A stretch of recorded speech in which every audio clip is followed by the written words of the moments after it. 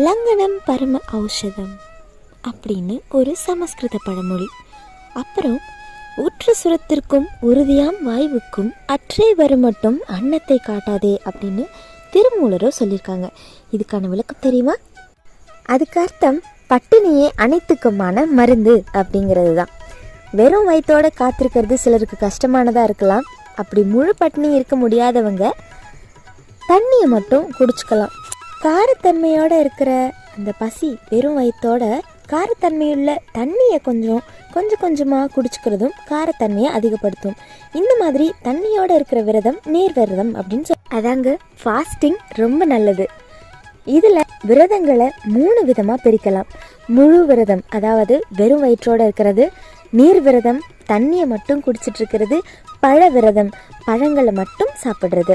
இந்த பழ விரதத்தில் நீர்த்தன்மை அதிகமுள்ள பழங்களை சாப்பிட்றது காரத்தன்மையை அதிகரிக்க உதவும்.